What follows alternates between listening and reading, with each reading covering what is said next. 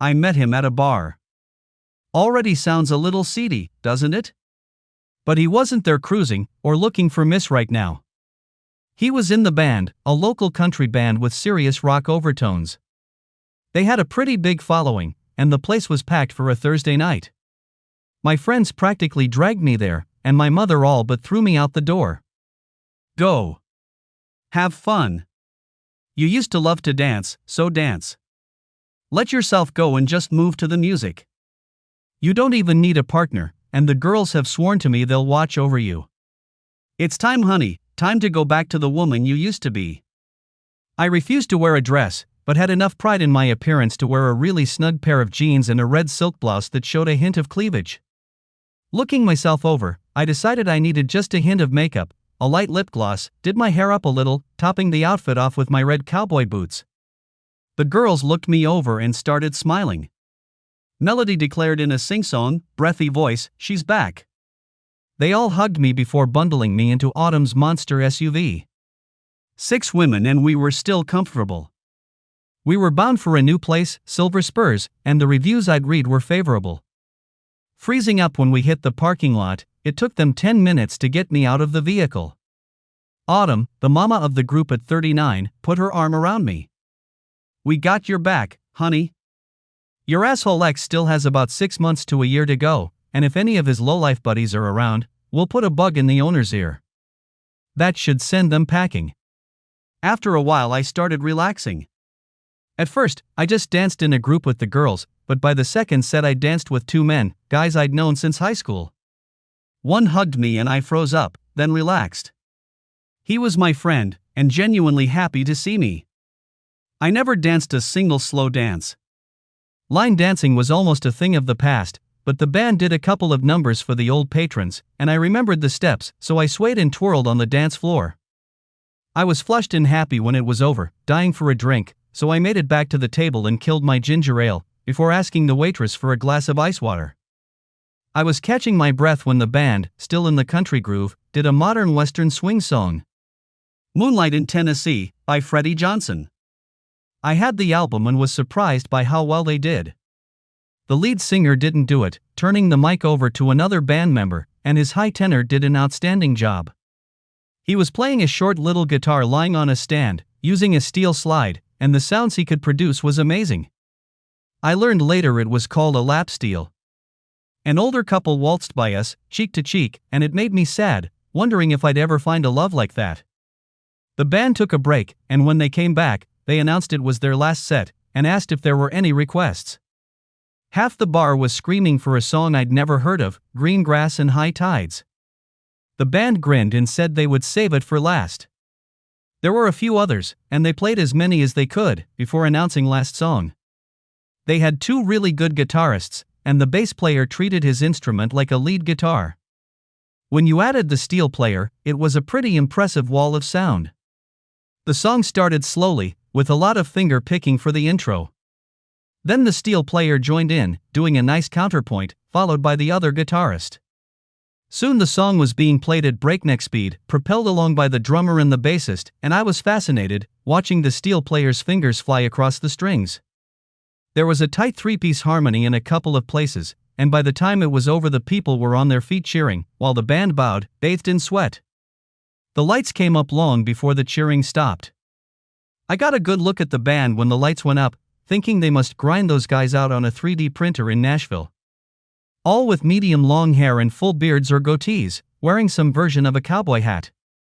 Only the steel player and the drummer were clean shaven, and the steel player had shaggy but short sandy brown hair. They walked by us and the drummer stopped. "Hi, Katie. Enjoy the show?" Our friend Katie gave him a hug, laughing. "You guys were on fire tonight. That new guy really sets your sound apart. Where did you get him?" His grin got bigger. "At church. Mama made me go to Easter service and he was there, and I found out he played with the church musicians sometimes. When he told me what he played, I begged him to jam with us. It took 2 months, then another 3 to get him to play in public with us. Ah, here he is now." Kyle had joined him by then, and Billy introduced him to everyone. Normally I didn't say a lot, but I did compliment him on his skill. What made you decide to take up that particular instrument? I thought he wasn't going to answer me for a minute. I was in a car wreck a few years ago, and it damaged my left hand. I can still play guitar, but my fingers give out after about 30 minutes. This way I can still play, and I really enjoy it. Well, you do a really good job. I'm glad you overcame your adversity. Thanks. You know the old saying. When a door closes, jump out the window, or something along those lines. It was nice to meet all of you. Kyle's cute. I looked at Katie as she grinned. We were on the way home, tired but happy. He'll do. Stop. He has those killer brown eyes and hair that just begs to have a woman's fingers running through it. Why don't you do it, then? She held up her ring finger. I've already got my man, so I'm set for life. I'd do him. We both looked at Nanette as she grinned. And then you'd do someone else the next weekend, said Katie as she giggled. Hopefully. Nan was the youngest, still sampling life, not quite ready for the responsibility of a relationship. I hoped I was around long enough to see her fall in love. I bet it would terrify her. How come he doesn't have someone? He seems the serious type, and he's pretty enough to attract about anyone he wanted. Katie was quiet for a few minutes. He could go home with a different woman every night if he wanted, but he's not built like that. He would kill me if I told you this, but he was married once. It ended badly. Who cheated? Nobody. They were together for 5 years, married for 4, when the accident happened. It wasn't their fault, a logging truck didn't have their load properly secured, and it shifted as they passed. It killed her instantly and messed him up pretty good.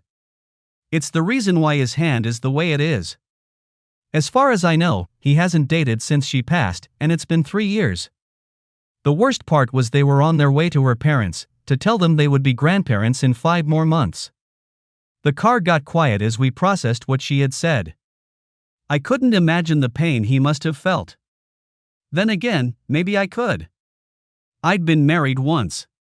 To say it ended badly was the understatement of the century. The first year was bliss, and then I got pregnant. I didn't mean to, I was on the pill, but it failed me.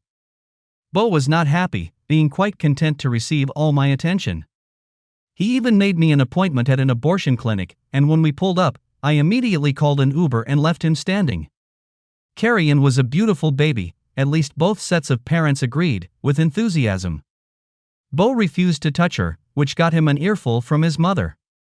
His attitude didn't change, and even though I was in pain, everything fell to me.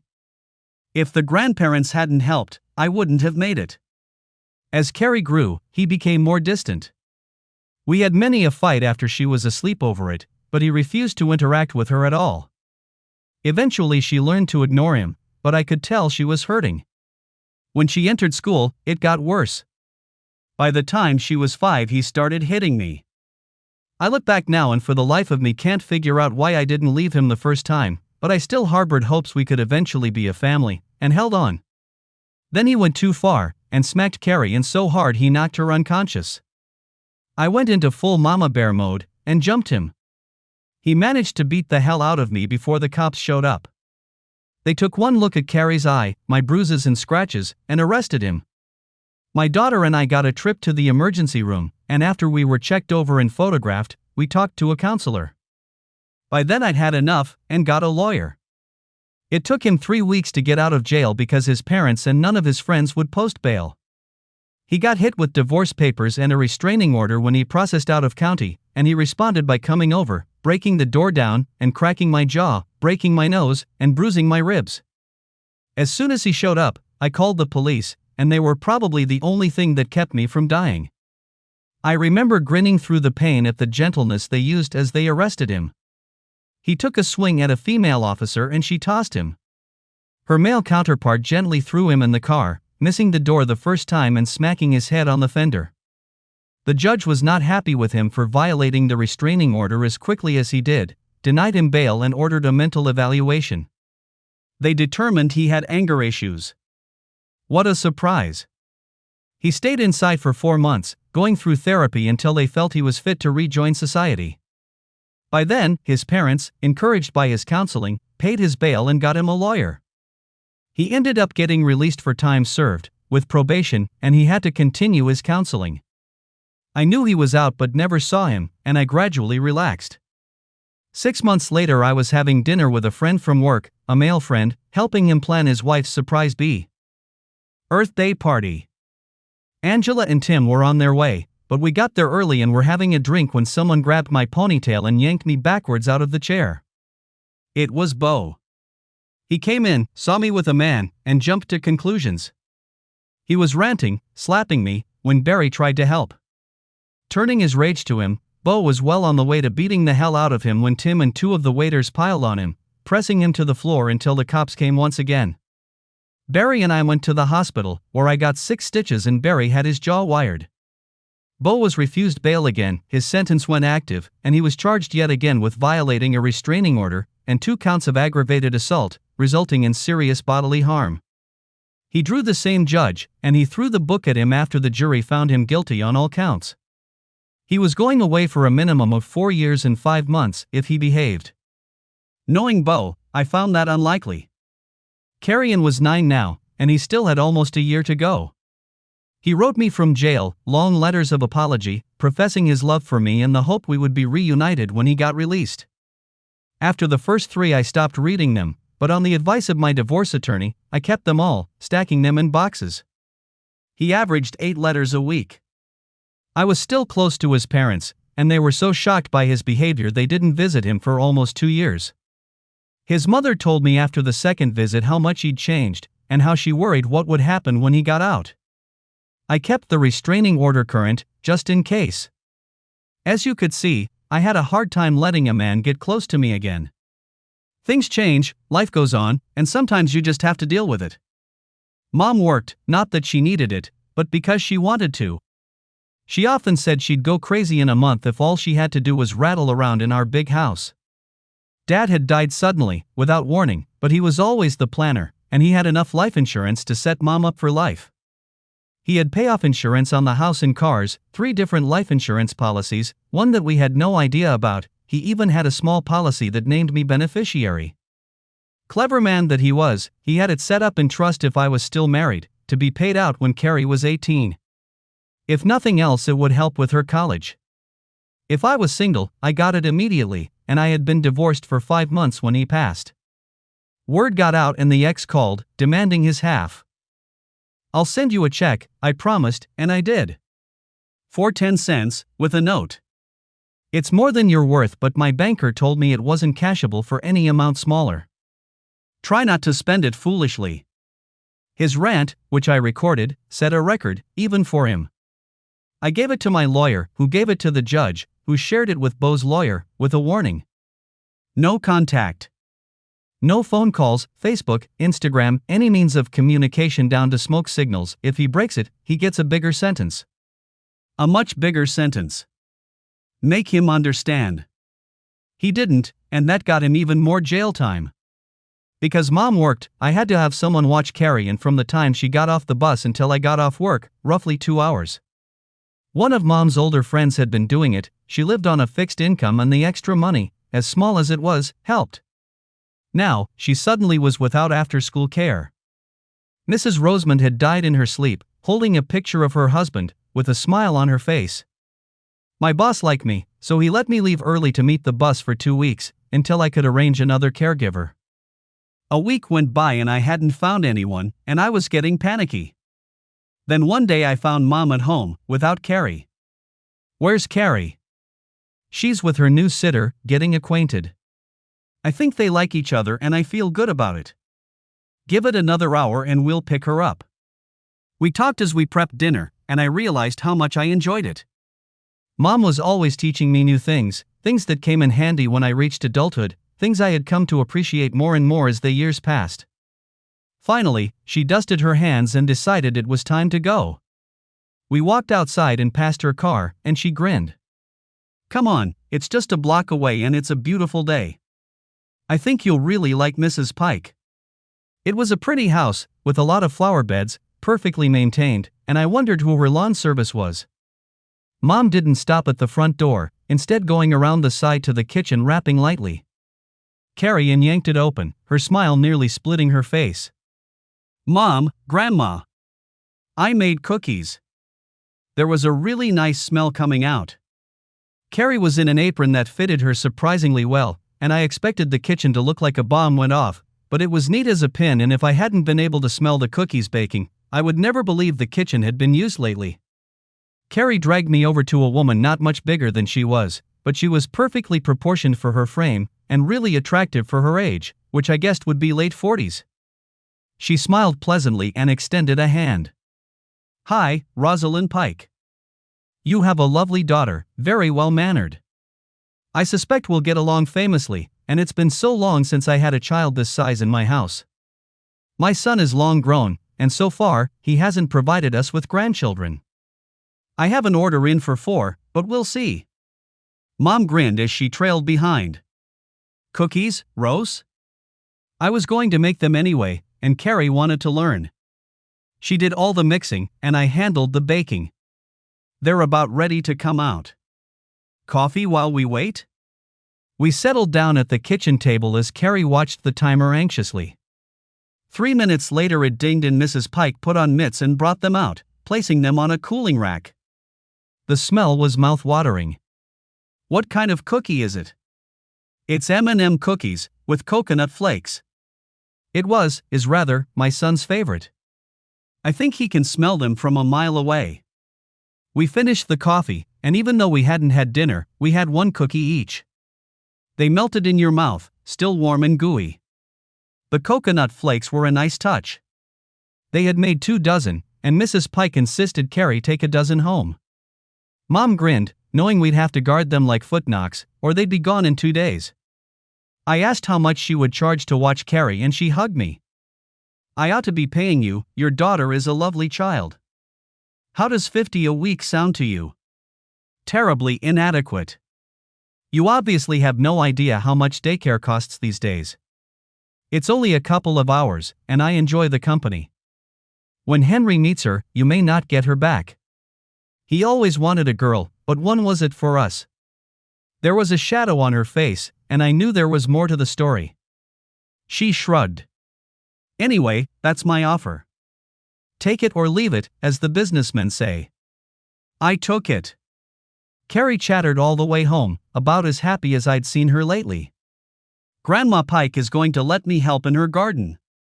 We're going to plant squash, cucumbers, and 4 different kinds of tomato." "Can we have a garden?" I cringed. One of the things I inherited from my mother was a black thumb. We tried for years, and we just weren't good at it. Maybe Carrie would break the chain. We discussed it, looked up some things on the internet, and decided container gardens were the way to go. Mom said she'd pick up 5 or 6, and we debated for hours before deciding on 2 tomatoes, 2 cucumbers with trellises, and 2 squash. That plan fell to pieces when she informed me Grandpa Henry was coming over Saturday to build us some boxes. She wore me down until I agreed, and she ran to the computer to look at ideas for the boxes. I looked at Mom and she grinned. He was almost as excited as she was. I don't know if you remember Rose telling about how they missed not having a daughter, and he feels like it was a gift from God, his words, that she came into their lives. Instead of getting a daughter, he gets a de facto granddaughter, but he says it's even better. This way he can sugar her up, get her all hyper, and send her home to us when she gets on his nerves, but I doubt that will ever happen. This is going a little fast, don't you think? I do, but it's the way the whole family is. If they're in all the way, and it would probably be good for Carrie to have a positive male model in her life. She had me there. After her father, Carrie had a hard time dealing with any man, even the ones that meant her no harm. I took her to therapy for almost 2 years, and it helped, but she was still wary. 7 came way too early Saturday morning, and Carrie practically dragged me out of bed. "Get up, Mom.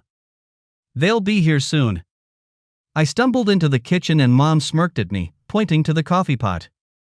I was about halfway through the cup when I heard the truck. Carrie dashed to the door and we followed more slowly. There was a big pickup in the driveway, with a load of planks sticking out of the bed.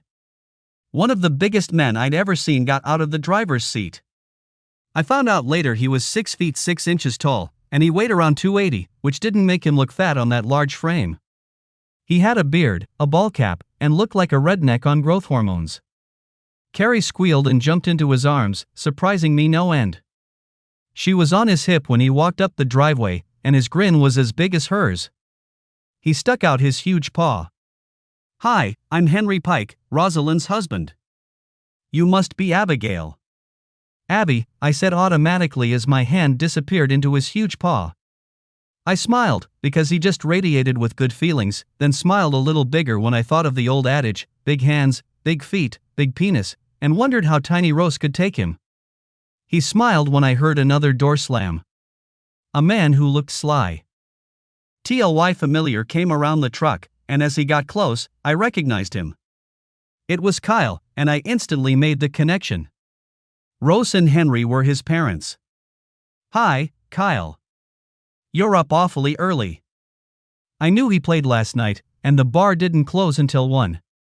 "Yeah," he grinned, "something about planter boxes and a pushy little girl got me up early." I was about to apologize to him when I saw Carrie grinning. They declined coffee, wanting to get done before it got hot. Kyle had already measured and cut everything, and once we decided where to best put them, they went together easily. I couldn't help grinning when I saw Carrie, a look of concentration on her face, as she ran a screw gun, fastening the boxes together under Henry's watchful eye. There were 4 of them, a pretty good amount of space. Thanking them when they finished, I promised I'd get compost and topsoil at the garden center to finish them off. "No, you won't," said Kyle, as Rose came up in another pickup truck. "It would cost you a fortune." We got it handled. The bed of the truck was full of woods dirt, composted cow manure, and topsoil. He and Henry started pulling branches of a tree we'd had cut years ago, layering the bottom of a bed with it. Then came a layer of leaves, really thick. Then came the soil mix. It's called hugelkultur. It's a technique that utilizes whatever is available. The wood and leaves will rot down over time, providing more compost, and it holds water much better than a standard bed. We don't use chemical fertilizers or pesticides, but that would be your choice. We only have enough soil for 2 beds, but we'll bring another load tomorrow, after church. "You got to church?" He looked surprised. "Don't you?" I hadn't gone in years. After Bo, I kind of lost my faith.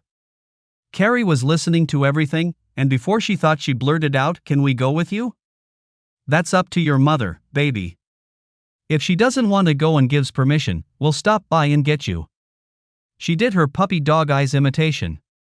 "Please, Mom?" He saw the reluctance in my eyes and gave me an out. "You guys think about it. I need to go, us old guys need a nap before going to work tonight. You got the list of plants I gave you?"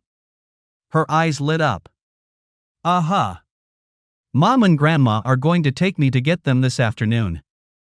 Well, that was news to me and Mom, and I thought about it as she gave them all hugs, kissing Rose. She looked like she was going to burst from happiness. Carrie waved until they were out of sight and Mom grinned at me. "He's single, you know." "Mom, stop, just stop. Please?" She hugged me and promised. I think now she may have had her fingers crossed behind my back. Carrie went a little crazy at the garden center, talking the ears off the man helping us. He was older, maybe a retiree who wanted a little extra cash or just to get out of the house, and he was really patient with her. We'd done the math, and she could put 6 tomato plants in one bed, but he talked her out of it, suggesting she put 3 in one bed and 3 in another, along with companion plants that tomato pests didn't like. She ended up with 6 pepper plants, 3 hot, 3 mild, and marigolds, another natural pest deterrent and pollinator attractant. Carrie also got 3 zucchini and 3 cucumber plants for another bed. The last one was reserved for green beans, and her helper recommended a stringless bush type, and sold her a 1/4 pound of tenderets, more than enough for her little bed. Her enthusiasm far overreached her skill, but finally they were planted, watered in, and ready to grow. Her pride in her accomplishment was heartwarming to watch, and when she asked if she could use the computer, not to play games like usual, but to watch gardening tips, I was really impressed. The first thing she did after she got home every day was check her garden. Then she researched cucumber trellises, and I wasn't really surprised to see Henry and Kyle show up with a half a truck bed of bamboo and a roll of twine. Meticulous as always, he had pre-cut the supports, and after anchoring the uprights to the bed, they let Carrie place the crossbars, and Kyle showed her how to affix the twine, teaching her some simple knots. 2 weeks later she was excited to watch the vines climb towards the sun. Carrie was going to church with Rose and Henry every Sunday now, waking me at 8 to help her get ready. She made new friends in Sunday school, and would talk about them constantly. So far, I hadn't gone with her, but then she hit me with a special request. "The church picnic is next Sunday, Mom. Would you and Grandma please go with me?" How do you say no to a request like that?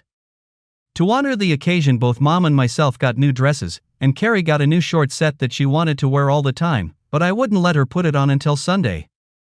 We were about ready to leave when a big SUV pulled into the driveway. Carrie smirked. "I forgot to tell you, but we'll be riding with Uncle Kyle." "That's all right, isn't it?" There was no way to refuse gracefully, and Kyle had on a nice suit, so we got in. There was little talk as we drove, but Kyle seemed content with that. We had gone early enough to catch Sunday school, and I found myself with a group of people our age or younger, and the discussion for the day was about forgiveness. Kyle got a turn, and he talked about how hard it was to forgive the man who killed his wife. He had come to terms with it, knowing it was just a random accident. Then he shocked them all when he talked about how long it took him to forgive God for taking his wife. The leader turned to me and asked if there was anything I'd like to share. My ex-husband was an abuser who put me in the hospital 3 times, and knocked out then 5-year-old daughter unconscious before I finally found the courage to walk away. He's due to get out of jail in less than a year, and I spend a lot of time terrified for that time to come. Tell me, if you have any words of wisdom, how I could possibly forgive him?" There was a moment of stunned silence while the woman tried to think of something to say. To everyone's surprise, Kyle spoke up. "You can't forgive him, not yet. Your heart isn't ready, but you'll know when the time comes. I can't even pretend to understand the hell you went through, but you must be strong to have survived it and raised such a great daughter." For those of you who don't know, Carrie is Abby's daughter. "Would it be possible for us to hug you?" I got a hug from all 18 men and women in the group. Many of the women were crying for me, and they all promised they would pray for me and my family. Kyle hugged me last, wrapping me gently in his arms. It felt really, really good.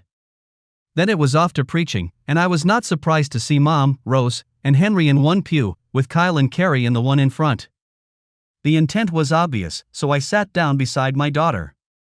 The Reverend was a gentle man with a homespun manner that made you want to be good just to please him. He ended the sermon with a warning to be careful out in the world, and if you got a chance to help someone lost, to do it. I glanced down during the final prayer to see Carrie with her head bowed, holding tightly to my hand. And Kyle's. She almost skipped out of the church when it was over. The preacher, in the time-honored Southern tradition, stood at the door and shook the hand of everyone old enough to understand the gesture. Carrie was bubbling, telling him she had to go help Grandma Pike set up the dessert table. "I made M&M cookies." He grinned. "You make sure you save me one, all right?" "I'll save you 2, she said giggling, before running into the annex. "She's a lovely girl." "Thank you, Reverend, I think church has been good for her." "It not church," he said, surprising me. "It's family. This is a place where she feels she belongs, where she's safe.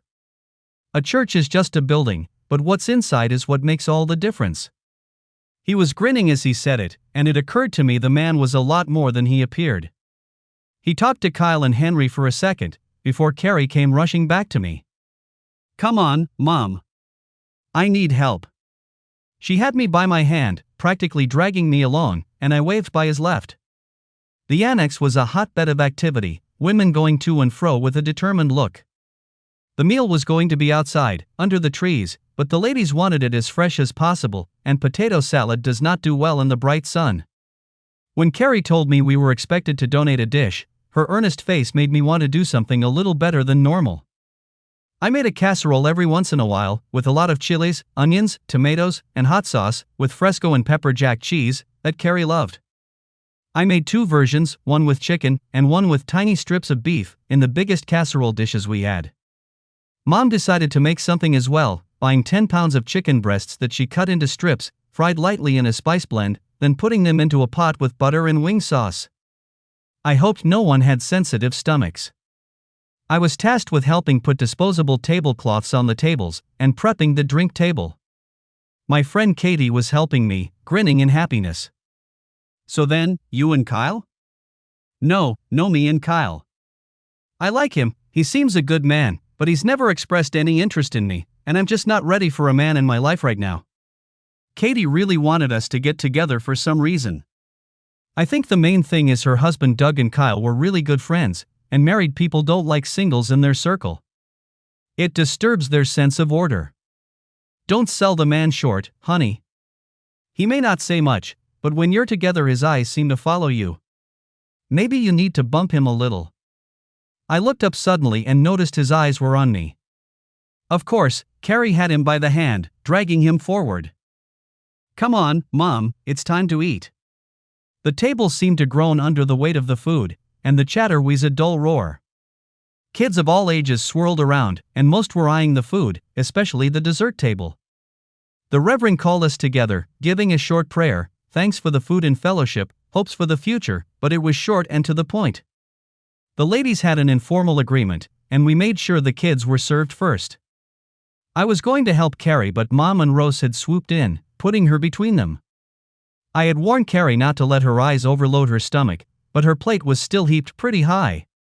Then we assisted any of the elderly who weren't quite up to standing in line, getting their preferences and bring it to them. The 80-year-old I assisted cried a little, and I got the impression she didn't get enough companionship in her life. She gave me a big hug and a kiss on the cheek. I got a plate and Katie waved me over. Kyle got up and moved so I could sit between them.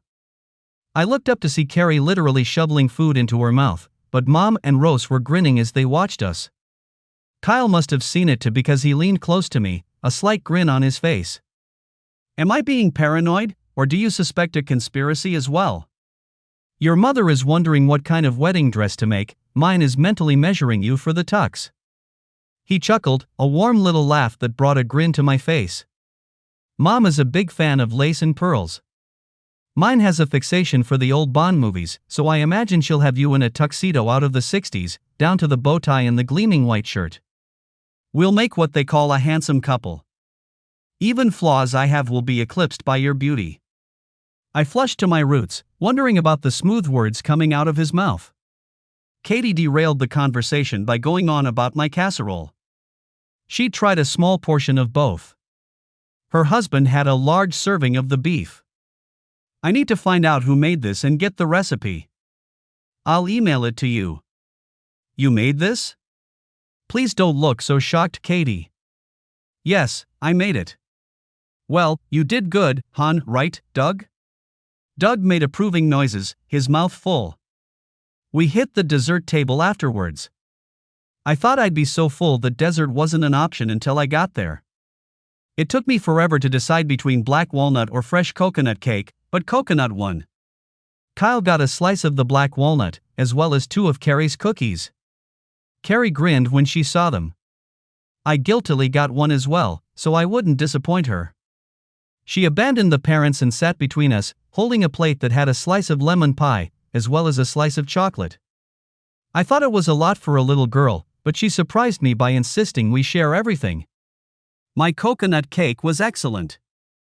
Then I tasted the black walnut and reconsidered my choice. Carrie was shoving forks full of pie at us, and I really loved the chocolate, but Kyle preferred the lemon. Carrie managed to get chocolate on her cheek, and Kyle wiped it off with his finger, then licked it clean. It had her giggling, so I leaned over and licked the remainder off. She squealed with laughter, and it occurred to me this was the happiest I'd ever seen her. I was surprised when it was over to see the men cleaning the tables and picking up trash. The ladies handled the leftover food and Tupperware seemed to blossom like flowers after a rain. Mom had come prepared, and we got 2 of food and 2 of desserts. We wouldn't have to cook for a couple of days. It seemed that a lot of care went into packaging for the elderly, making sure they got to enjoy the food for days to come. I think I was hugged more that day, mostly from people I'd never met, than any other time in my life. Later, at home, I thought about the day. I had mixed feelings about religion, and my husband had taught me that it didn't matter how much you prayed for help, sometimes you didn't get it. It made me wonder if God didn't care about me, why should I bother with him? It kind of shocked me when I thought about it, how cynical and distrusting I had gotten. Maybe Bo had beaten my faith out of me. Maybe I didn't have much to begin with. On the other hand, Carrie was blossoming like I always hoped she would. She spent her days with Rose now. It helped her with her own garden, which she took meticulous care of, not letting a weed or blade of grass invade her kingdom. I have a picture of her in raggedy old cut-offs and a worn tee. It was her getting in the dirt uniform, and she was holding the first cucumber of the season, the very first thing she'd ever grown. I tripled what I was giving Rosalind, ignoring her complaints. I knew she didn't need the money, but fair was fair. Mom would often go over when she got off, spend an hour or so with them, and would have her home by the time I got home. When Henry was home, she followed him around, helping him with projects. She brought home a very nice birdhouse, which she had helped build, and waited anxiously while Henry dug the hole and set it. She told me if birds were around, they would eat the insects that might harm her garden. I suspected they would eat the beneficial ones as well, but held my tongue. Henry warned her as late in the mating season as it was, she might not get anything nesting in it, but 6 days later a pair of little brown birds had taken up residence. Henry brought over a camera that could feed directly to your phone, and she had it set up as a screensaver on the computer, and we'd watch them often. When one appeared with a worm in its mouth, we knew they had babies. Henry warned her that if she got too close, they would abandon the nest, so she kept her distance. They got used to her working her little garden, and would sit on the tomato stakes and chirp at her, diving down once in a while to snatch a worm she had dug up and put far enough away they felt comfortable getting. I still went out on Thursdays with the girls, and we often went to a club where our friends played. Kyle and Billy made it a point to sit with us on breaks, for 2 reasons. 1, they liked us, and 2, if they sat with us instead of the band table, the ladies looking to hit on them got shot down. There was a pretty good debate over which one of us belonged to which, but they left them alone. Then one night, they played a line dance and I was out there twirling and kicking, when I noticed Kyle was beside me, grinning. The band often spelled each other, playing something one could sit out, to give them a chance to share a dance or two with their wives and girlfriends. He was a pretty good dancer and we were enjoying ourselves, then suddenly the band shifted and started playing a slow waltz. He looked up to see all the guys grinning, as well as the girls at my table. I suspected collusion. Never mind, he was there, I was there, and soon I was in his arms while he gently twirled me around the dance floor. They stretched a 4-minute song into 8, and I was lost in the dance, only coming back to myself to find me standing on the dance floor, the song long over. I flushed red and scurried back to the table, while the band hooped and started a fast song. That was just adorable, hon, look. Autumn had filmed us on her phone. I looked blissful as I lay my head on his chest and snuggled into him, and he was holding me tighter than necessary, that little half-smile on his face. I had been around him long enough to know that was one of his tells that showed he was happy. What shocked me was the way my face was heading towards his when the music stopped. I was almost there when I realized the music had stopped and jerked back. Kyle looked a little disappointed before he smiled again. I was thinking about the almost kiss the next Tuesday after I got home. Carrie had harvested 3 zucchini and Rose gave her a recipe. She was in the kitchen with Mom, making lasagna, using wafer-thin slices of the vegetable for noodles. Mom let her use the slicer, making sure her fingers never got close. Mom had made the sauce, and she let Carrie ladle the mixture, along with a lot of ricotta cheese, baking it until the cheese on top was brown and bubbling. There was also a dessert, banana pudding. They were both grinning and I knew I was being buttered up. After cleaning up the kitchen, she snuggled between us on the couch. When she thought I was in a really good mood and relaxed, she hit me with her plan. Mom, church camp is coming up in 2 weeks. 1 week, Monday through Sunday. It's on a lake, and there will be 4 churches worth of kids there.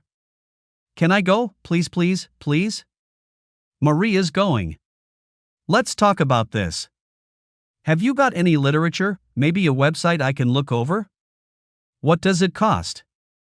How well supervised will you guys be? Carrie grinned and handed me some pamphlets, and while I read them, she found the website. The campground was beautiful, looked very well maintained, and had a very high satisfaction rating. I thought the cost was a little high, and wondered how Maria's mom could handle it. They had officially lived below the poverty line, the husband long gone, back to Honduras, leaving her struggling with a small child. She caught the attention at the church, and suddenly new programs opened up for her mother. They got her into a rent-assisted apartment. Various members of the church either donated furniture or pooled together to buy it. One of the parishioners was horrified at her job, with its long hours and poor wages, and hired to work at his factory, at almost twice the salary. It helped, but not that much. Carrie and Maria became good friends, and Rose volunteered childcare, refusing any money. Mom would walk over and get them, and she was often at our house. She was a sweet girl but terribly shy. It took 4 months before she came out of her shell, and she had the sweetest smile. It looks good, hon. EY. Let me see if I can find the money. Both Mom and Carrie went silent. What? Rose and I split the cost as a birthday present. We did get a discount, but it came with a catch. We have to contribute a counselor. I had a real bad feeling.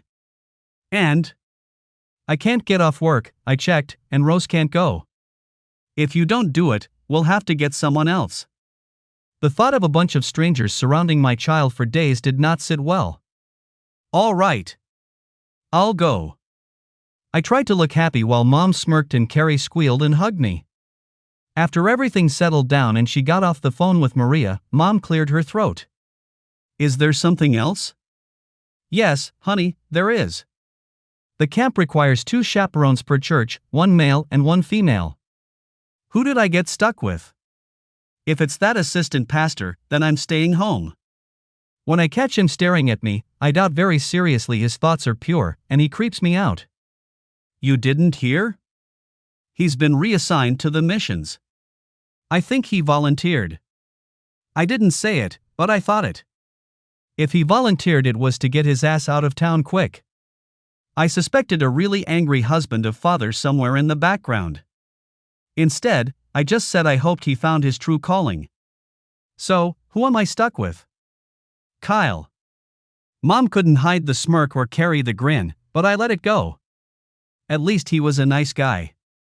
Suddenly I had a list, and to me, the item at the top was a good bathing suit. Something demure, although I wasn't a fan of a one-piece. I shopped, taking most of the girls and telling them what I was looking for. They giggled, and everywhere I went they all had to try something on and critique everything I chose. Autumn went online and found what she said was the perfect suit. The top was conservative, and the bottom was high-waisted, a style that seemed to be in vogue. I tried it on and loved it, until I turned around. It was also high in the back, exposing a lot of cheek, but I had to admit it was a good look, and by tugging it down slightly, I thought I could pass the conservative test. Katie laughed and yanked, which made it look like a thong. There you go. You're welcome. Monday morning came way too soon, and Kyle drove up in his big SUV at 7. It was 5 hours to the camp, and we wanted to be there early enough to settle in. He had already picked up Maria, and she flew out of the vehicle, all jet black hair and shining white teeth. They hugged and danced around for a few minutes while Kyle and I loaded up. He grinned when he saw 2 suitcases. You know this is only for a week, right? Shut up. Let's go. We made good time, although we did stop for breakfast at one of those all-you-can-eat places. The girls gorged on waffles and bacon. Kyle went with sausage and egg, hash browns, gravy, and biscuits. I looked at the food and decided this was a vacation after all, and got the same, with ham on the side. We were stuffed when we got back into the vehicle, and the girls were asleep, slumped against each other, before we had gone 10 miles. Kyle and I were talking quietly, and the next thing I knew he was shaking my shoulder. Wake up. We're here. Time to get out. I realized I was snuggled up to him, but instead of flipping out I just snuggled closer. Ah, do I have to? Yes, you do, came from the back, and I turned around to see both girls with big grins. Well, okay then. Out we go. We were there an hour before official check-in, but the place was already swarming with little girls and boys, some packing up to leave with sad faces, but most had just arrived and were bouncing all over the place, my two included. The coordinators gave us an overview of what was expected. We want these kids to have a good time. Some of them are from the inner city or disadvantaged neighborhoods, and this much nature is entirely new to them, so they'll be a little nervous. The girls and the boys from the suburbs will be more relaxed and easier to work with. There are few rules, but they are strictly enforced. No fighting, ever. That will get you a trip home quickly. Be kind. Be courteous. No leaving the bunkhouses after curfew unless it's a declared emergency from the senior resident.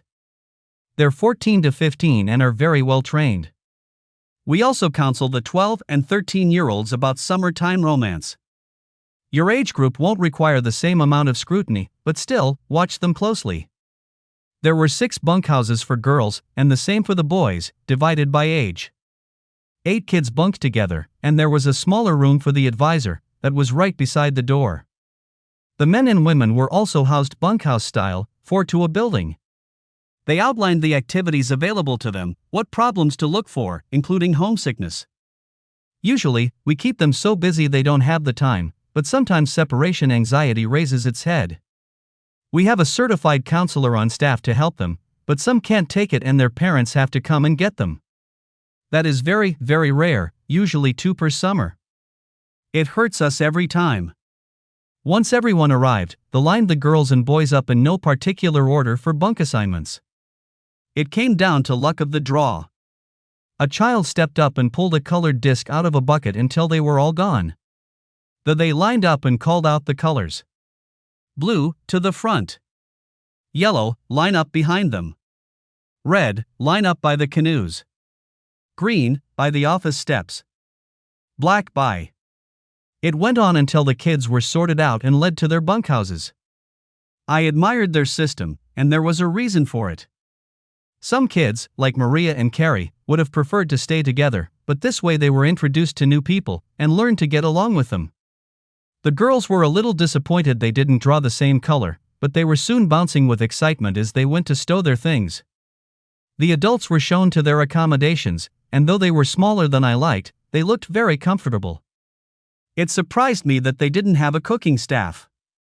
Each color was assigned breakfast, lunch, and dinner, and they rotated, so most had to do it only every 3rd day.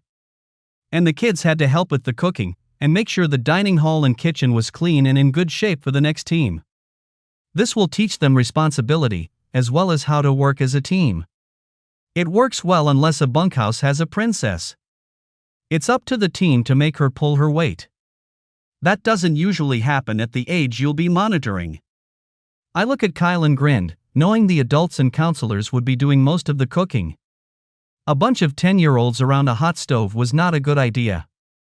We split up then, going to our bunkhouse and unpacking.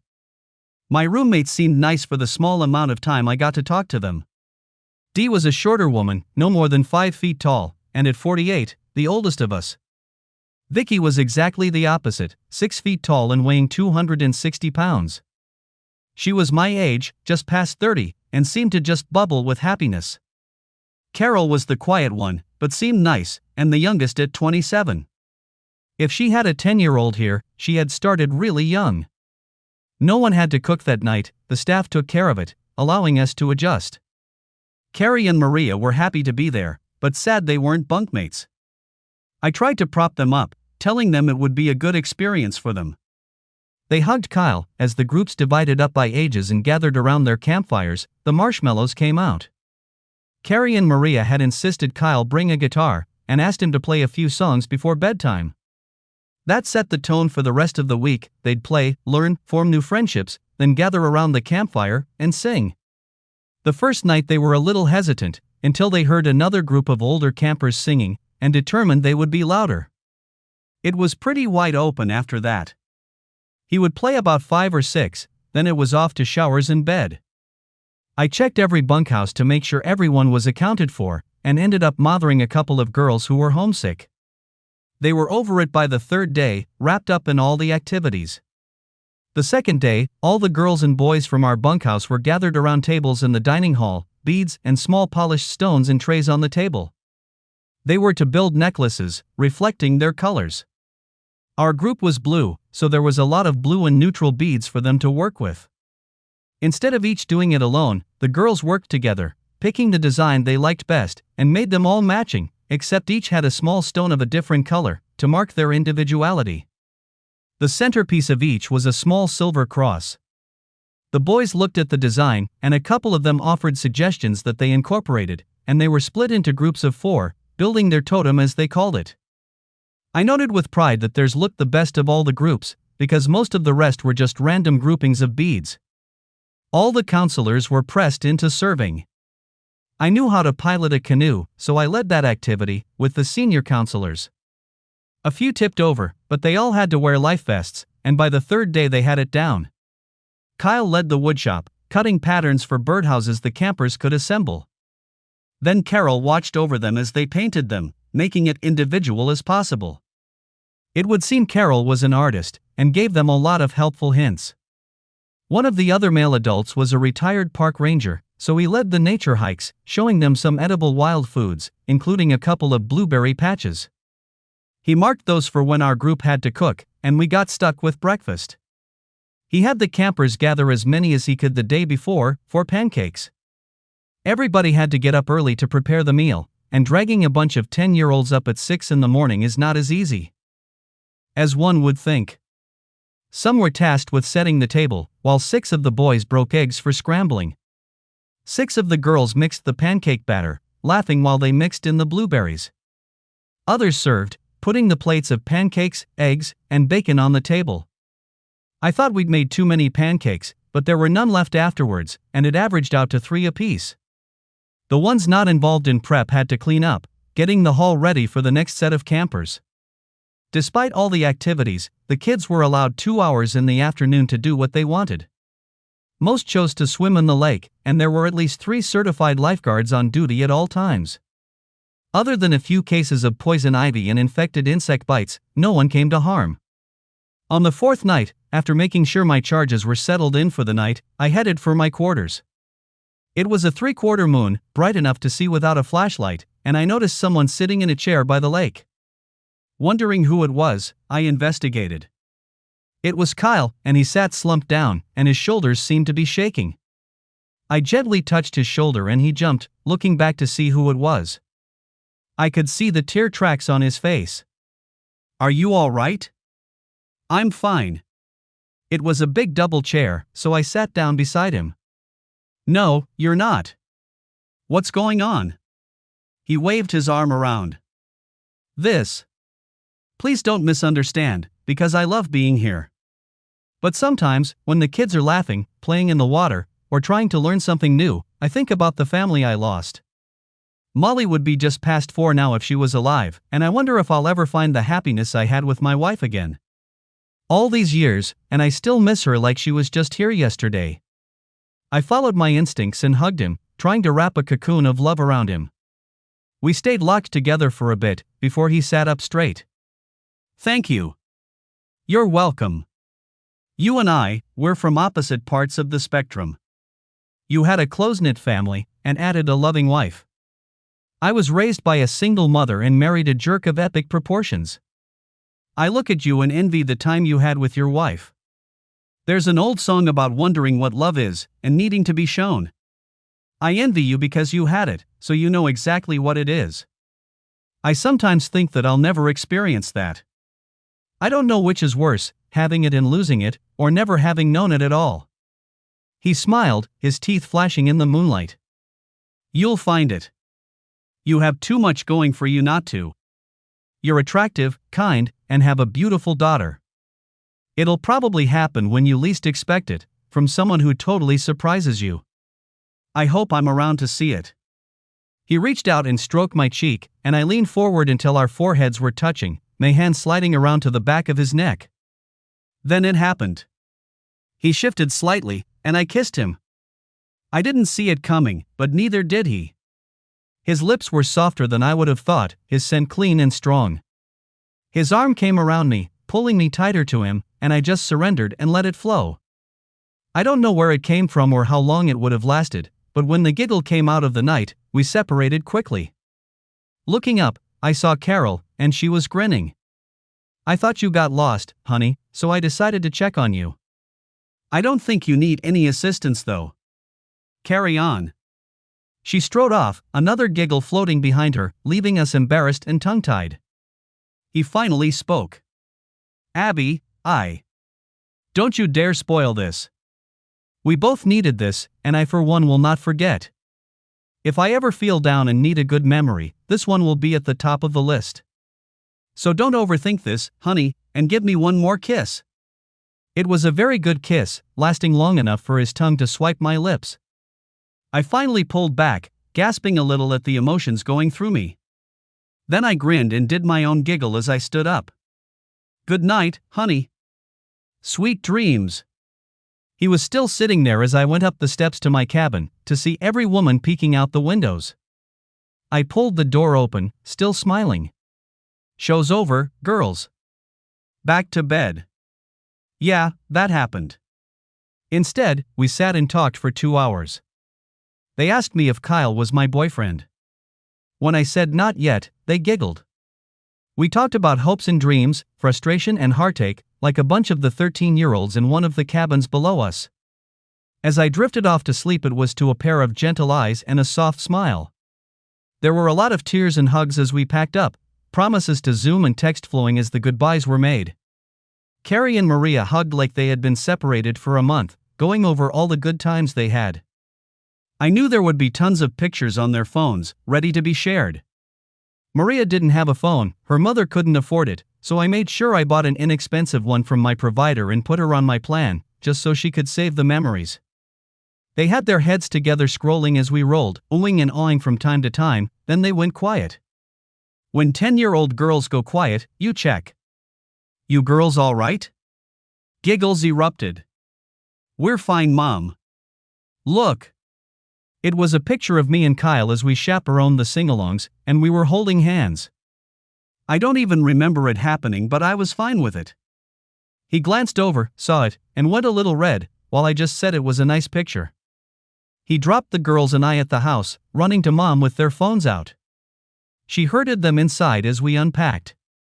Kyle looked as uncomfortable as I'd ever seen him, and it made me smile. Got something to say, Kyle? He went red, then grinned. I haven't asked a woman out in 6 years, so I'm a little out of practice. Would you like to go dinner with me, or a movie? I'll understand if you don't. I'm as far out of practice as you are, hon. It's been years since I thought about a man romantically.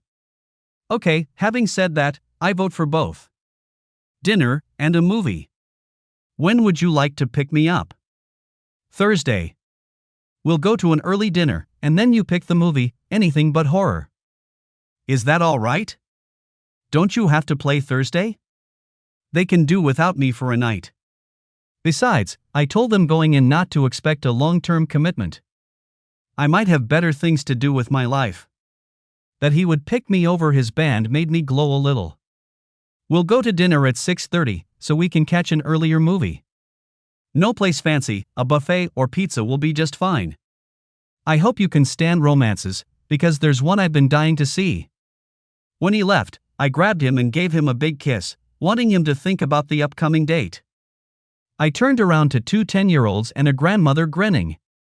Not a word, I said, as I carried my suitcase into the house. Didn't stop them from grinning. Thursday finally came, and I must have agonized over what to wear for 2 hours before Carrie laid my prettiest sundress on my bed. Wear this, it's his favorite. How in the world would you know that? She rolled her eyes. I'm 10, Mom, not 2. Now listen to me. Do not screw this up. I've got as much invested here as you do, and you don't have to guess how I want this to turn out. Are you sure you're 10? She just grinned and left me to get dressed. It was easy to admit I was scared, but I took comfort in the thought that he was probably more nervous than I was. I was right.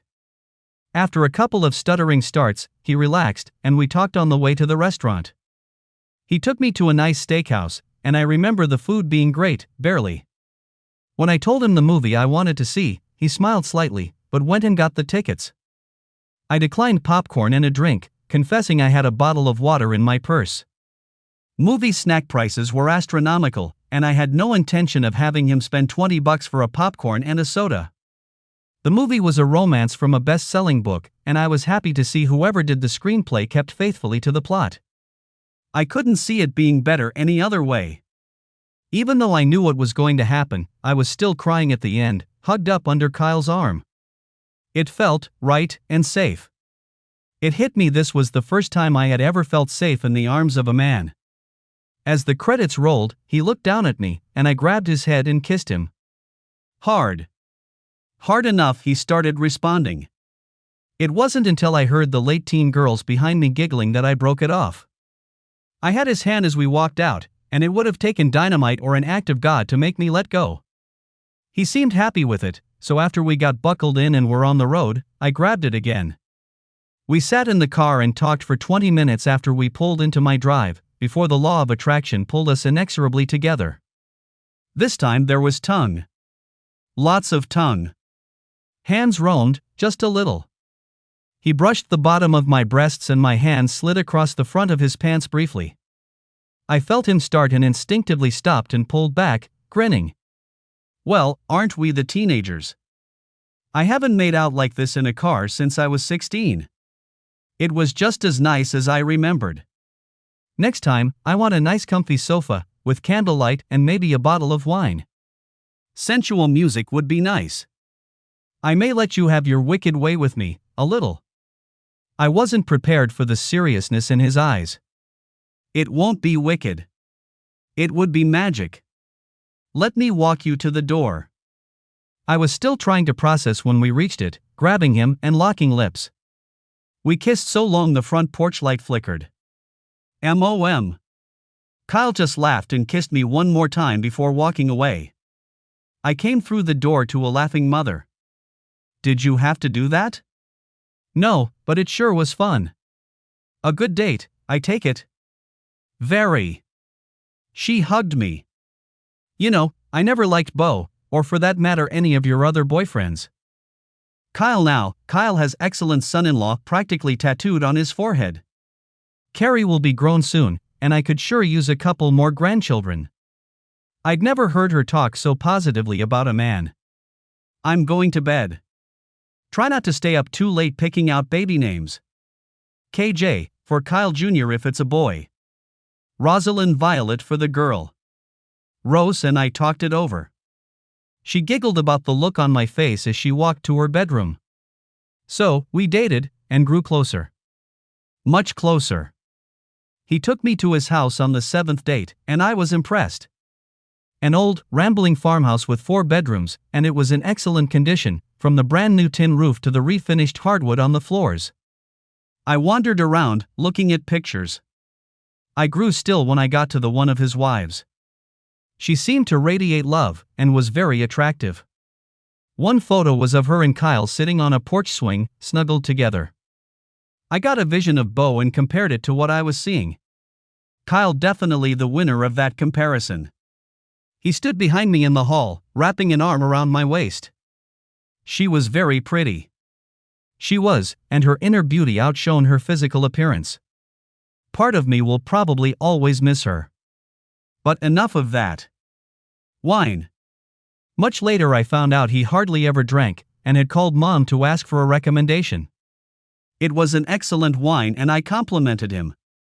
He shrugged, smiling. I don't drink enough to know the difference, but your mom helped, and I have a friend that owns a winery, and a separate wine shop, and he said it was a good choice. If you'd like, I can take you to the winery sometime. In October he has haunted wagon rides. I bet Carrie would like that. This was August. The fact that he was hoping for things in October put a glow inside. I looked at several awards hanging on his wall, from his company. Kyle, I never asked what you did for a living. I'm the production manager at the tube plant. Textiles are about gone, but there is still a pretty good demand for them. We make a lot of toilet rolls, as well as for paper towels. My plant specializes in industrial applications, tubes up to 3 inches thick and up to 36 inches wide. Most are used to pour forms for buildings, especially pillars. He grins suddenly. It's a lot more interesting than you would think. How about you, do you like your job? I like it, but I'm basically just a worker drone. I don't get to help make decisions, I just follow orders. It can be mind-numbingly boring at times. Sounds like you need a career move. I grinned. To what? Another boring job? I didn't get to finish community college, much less chase a 4-year degree, so my options are limited. You can always go back to school. I'm sure between your mom, my mom and dad, and me, Carrie would be taken care of. Think about it. I vowed to myself to seriously consider it, but not right now. Right now, I had more important things to do, like verify Kyle still had his tonsils. I couldn't get my tongue that far down his throat, but I tried. After an intense bout of tongue wrestling, his mouth sought other avenues to explore. My neck, the back of my ears, and by now my shirt was unbuttoned and pushed past my shoulders, so we spent time kissing them as well. We broke long enough for me to pull his shirt over his head, and I got to admire his muscular arms and chest.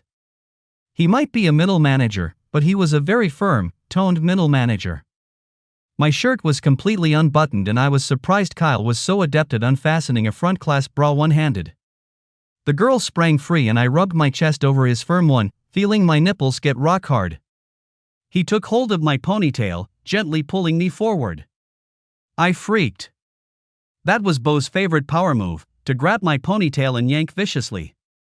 I didn't wear a ponytail for 3 years after he got put in jail, but into last year or so, I had relaxed. Now it all came roaring back. I was crying and hyperventilating, beating his chest to make him let me go. Kyle backed up instantly, eyes wide, while I curled into the tiniest ball I could, and cried my eyes out. It took me 20 minutes to relax. At some point Kyle had gotten up and brought me some ice water, sitting as far away as he could and still be with me. When I calmed down, I launched into his arms, still crying, and begged him to hold me. He probably thought I was bipolar or something, but he held me and stroked my back as I gradually calmed down. When I was rational, I told him everything, how Bo had treated me and Carrie, the way he beat and demeaned me, showed him scars my mother didn't know about. I looked up expecting to find compassion, not anger. He was rigidly still, his eyes glittering. Anyone looking into those eyes surely saw death. I drew back but he cuddled me closer, saying the one thing that would break my final wall. I love you, Abby. And I would die protecting you, if I had to. You're safe with me. Then the waterworks really started, great wailing sobs that seemed to last forever, gradually subsiding to whimpers, and then I went to sleep.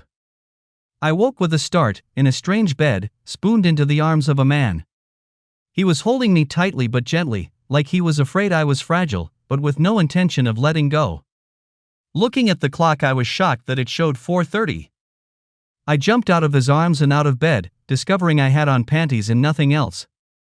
Kyle woke with a start, grinned sleepily at me, and pulled the covers back. Come back to bed, honey. It's cold when you're not snuggled up. What, how, did we, Carrie? I have to call home. He sat up, the covers falling to his waist. Even as shocked as I was, I still admired him. You don't have to call, baby. When I couldn't wake you, I called your mother and told her what happened. She told me the best thing I could do was put you in bed and be sure I was what you saw when you woke up. Did we? Don't worry, your virtue is intact, even if you did do a massive amount of wiggling through the night. Now come to bed. It was a gentle command, and I found myself sliding in, instantly snuggling against him. He petted me, stroked my arms and face, putting gentle kisses everywhere he could reach. I fell asleep trying to capture his tongue again. Only the urgent need to go to the bathroom got me out of bed. I'd woken to feel Kyle pressing against me, his erection feeling enormous nestled between my cheeks.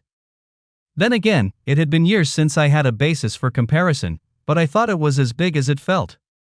Slipping out of the bed, I watched his hand try to find me again before he drifted off to sleep. Wide awake, I decided to have a shower, rinsing my panties and putting them on the shower door for him to find. Finding a long tee in his closet, I put it on, debating whether to put one of his dress shirts on instead, before deciding to save it for later. I found his coffee and started a pot, looking through his fridge to see if there was anything to fix for breakfast, when he came into the room.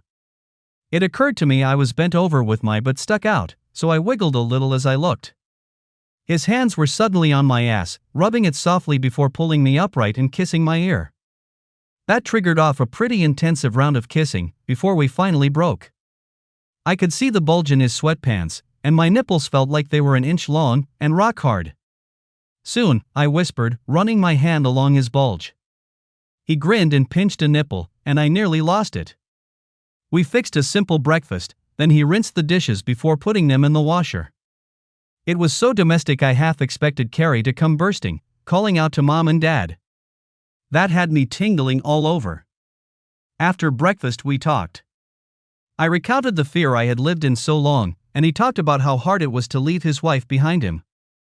We're a couple of damaged souls, hon, let's see if we can heal each other. That melted me completely, but I got dressed and he drove me home. I don't know who was grinning harder, Mom or Carrie. Kyle seemed a little embarrassed, but I pulled him down for a full kiss, telling him in a voice loud enough for them to hear, I had a really good time last night, honey. We're going to do a lot of that in the future. I grinned at their open mouths and walked inside. Mom kind of grilled me, but I shut her down, gently. Right now, Mom, what happens between me and Kyle stays between us. Let this relationship grow at its own pace. Still didn't stop Mom, Rose, and Carrie from sticking their heads together at every opportunity, but they were quiet about it. I made it a point to spend at least one night a weekend with Kyle. Wearing a nice gown one night, a thin t-shirt the next, and finally I came to bed naked. He just stared as I slipped into bed. I kissed him for a little while before asking him a question. Kyle, are you ever going to make love to me? I need to know because I'm tired of waiting. I see how parts of your body respond, so I know it isn't an equipment problem, so what's holding you back? He went really quiet, and started talking in a quiet voice. My wife. I loved her with my heart and soul, and we made promises I'm having a hard time letting go of. I'm sorry, I want you more than you could possibly imagine, but I feel like I'm betraying her. I held his hand and looked him in the eye. That's one of the reasons I love you. Your loyalty to whatever you believe in is unquestionable. But she's gone, and I'm here. I don't know if I can ever achieve that brand of love from you, but I'd like to spend my life trying. Besides, if I remember the standard vows correctly, until death do you part is pretty self-explanatory. He started slightly, before smothering me with kisses.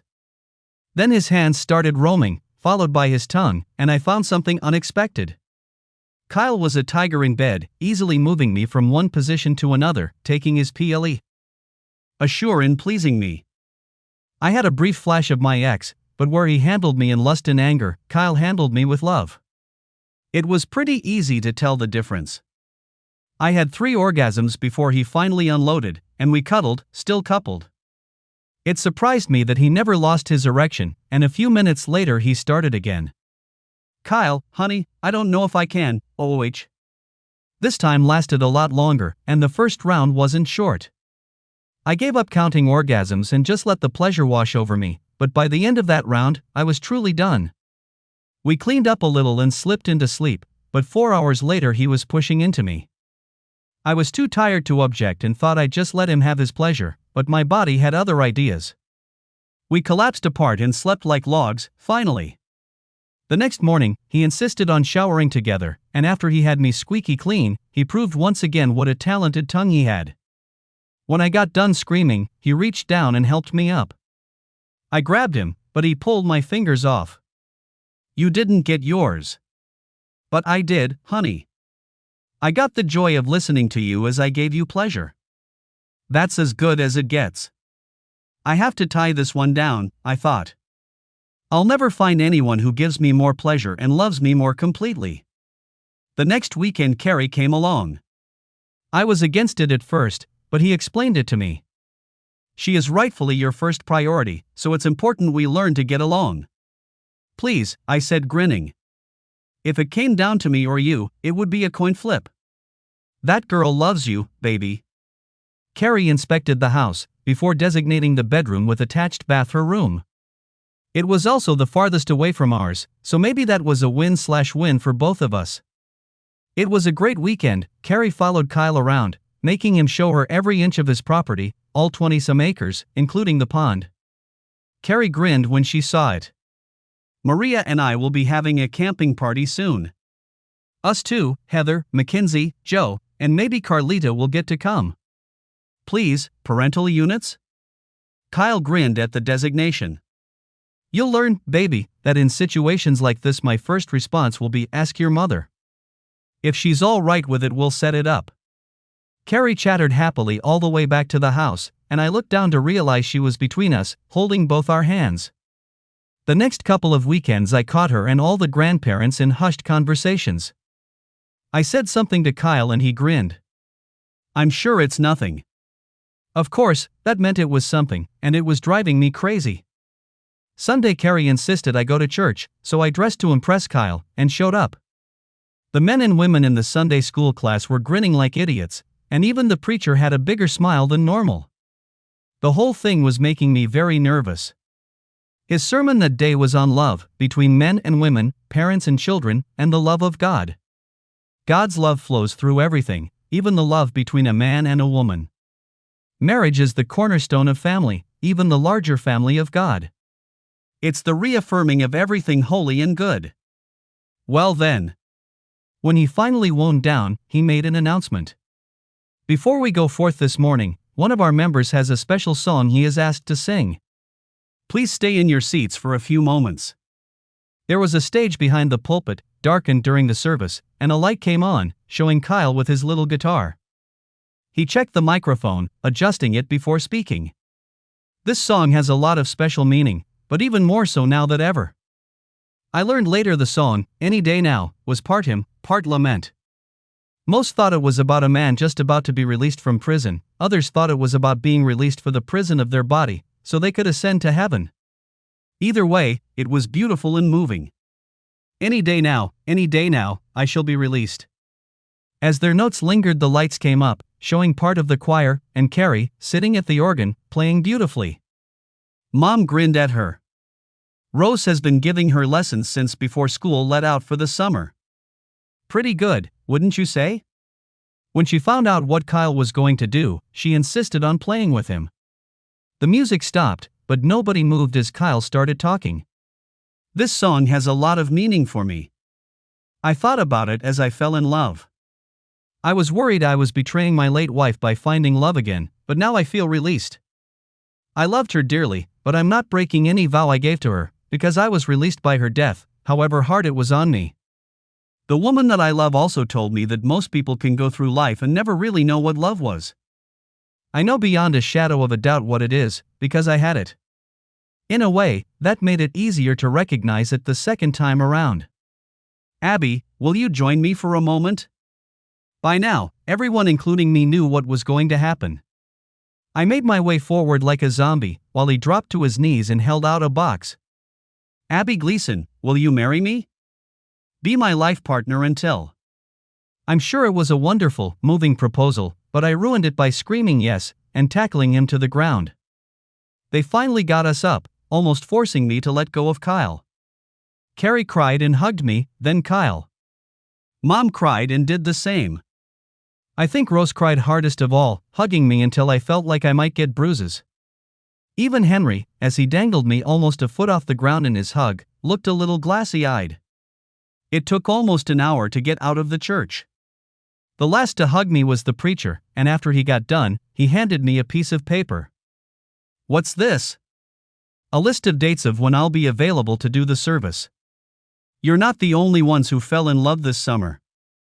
I grinned and kissed his cheek. There were lots of things to do before the wedding, and one of the hardest was telling Beau's parents. I think they expected it, his mother more perhaps than his father. I reassured them they were still Carrie's grandparents, and would still be regularly spending time with her. I think it made them accept the situation a little better. He had them over for a grilled meal, along with Rose, Henry, Mom, and her new man. Ralph was a gentle seeming man, and he was smitten with Mom. I was glad for her when I found out he had spent the night on a weekend I was with Kyle. Carrie had stayed the night with Rose and Henry. Carrie bounced from one set to another. Then, while she was following Kyle around, I saw all the grandmothers in an animated discussion. They were all smiling, and I felt like they were picking weekends with Carrie. We were 2 months from the wedding when we got disturbing news. Beau was being released early for good behavior. His mother tried to reassure me, telling me how he had changed and was a good man now. I held judgment, because I was still getting 3 or 4 letters a week. Looking back, I think I should have read one every once in a while. The first thing he did was ask if we could spend a little time together. When I said no, he grimaced. Then he demanded visitation with Carrie. She didn't think much of the idea, but agreed to see him, in the presence of a social worker. It didn't go well, and it didn't go bad. Carrie was kind of indifferent about the whole thing, which upset him. "Don't you want to have a family again?" "I've got a family. 3 sets of grandparents, a mother that loves me, and a father who dotes on me." His whole demeanor changed. "What are you talking about? What father?" "Well, he's not really my dad yet, but he will be in 2 weeks, when he and Mom get married." He stood up and stormed out 30 minutes early, and Carrie was pretty shaken up by the exchange. "Did I do something wrong, Mom?" "No, honey. Grandma Juliet was going to tell him this weekend, but it's not a big deal. You can still see your father if you want." "That's just it, Mom.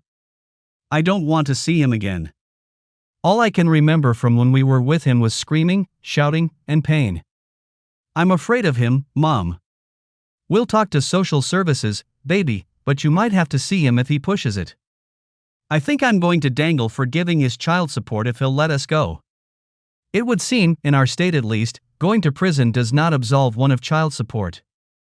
It had been building up for over 4 years, and was a pretty good chunk of change.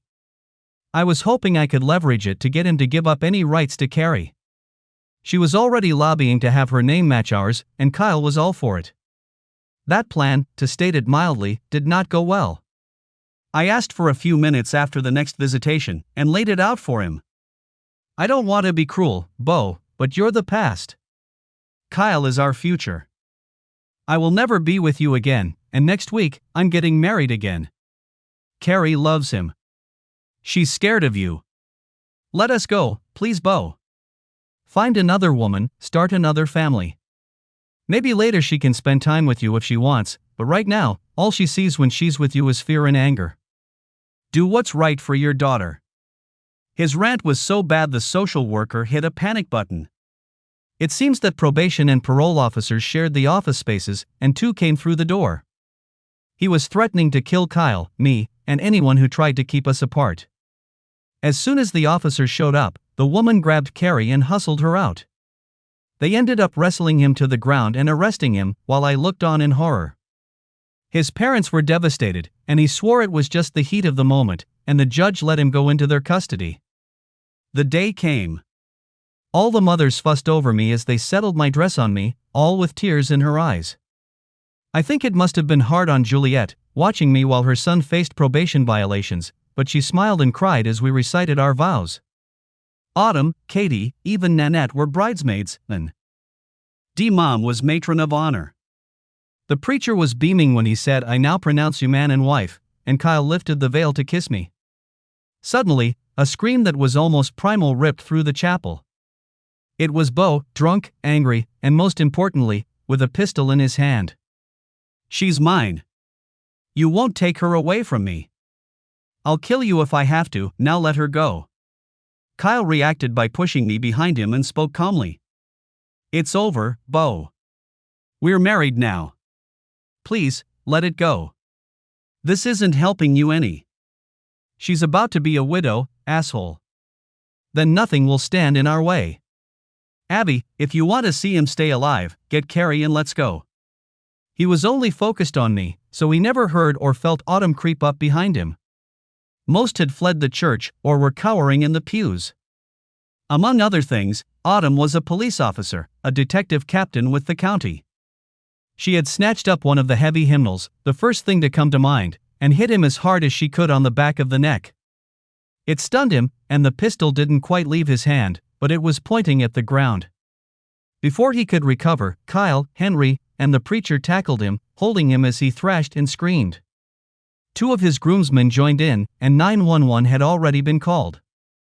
When they burst through the door, Autumn gave them a summary, and they cuffed him, dragging him down the aisle I had just walked so joyfully.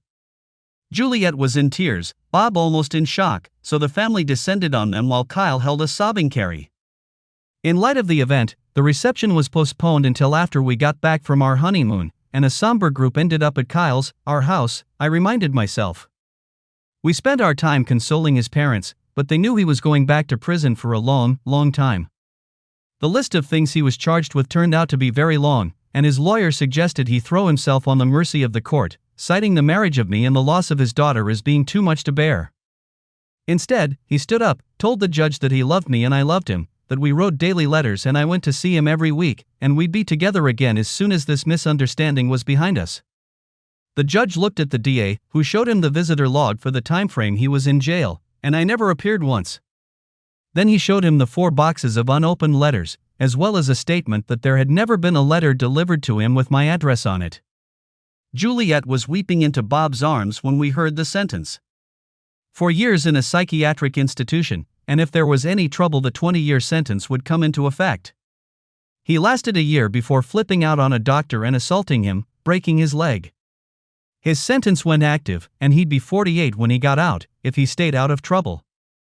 He died 12 years later, stabbed to death.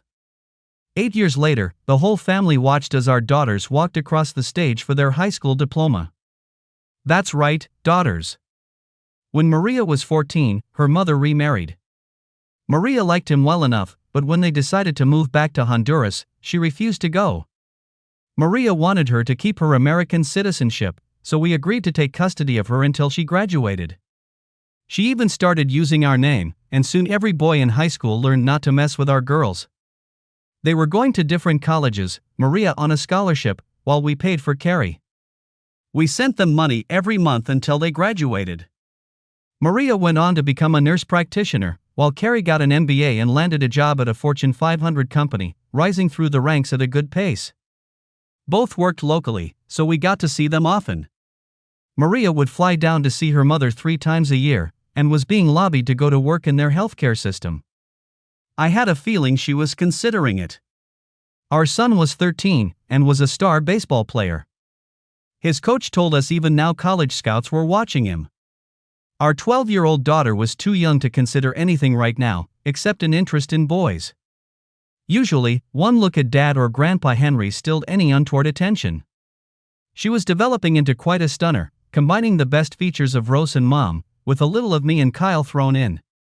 Mom's romance sizzled out, and the thought of her rattling around in her house alone bothered Kyle, so about a year after we got married Kyle had Henry and Bob help him on a project, as well as a few professionals, then invited Mom over, to show her the 1,000-square-foot apartment they had remodeled for her. It was above the 3-car garage, a holdover from the original owners. There was a really nice bathroom and bedroom, with a combination kitchen/living room. Kyle told her the thought of her in that house alone worried us, so we built it for her, hoping she would live with us but still have her privacy. After she got done crying and kissing everyone involved, she moved in, only leaving 7 years later when she finally found someone she considered Mr. Right. Maria and Carrie immediately moved in, using it their senior year and when they visited from college. We talked about it and decided it would be good practice for college life. All the grandparents are still alive, though they're all in their 70s now. We dread the time when they start passing. I heard Carrie and Maria talking to one of their friends who had been dumped by her boyfriend. I thought he loved me, she wailed. They smiled and showed them the film of Kyle's proposal. The church was wired for video, so the preacher could reach those who couldn't attend, streaming it on the net, and he had made sure it was on, thinking we might want to keep it. We played it in our bedroom on our anniversary, and I still cry every time.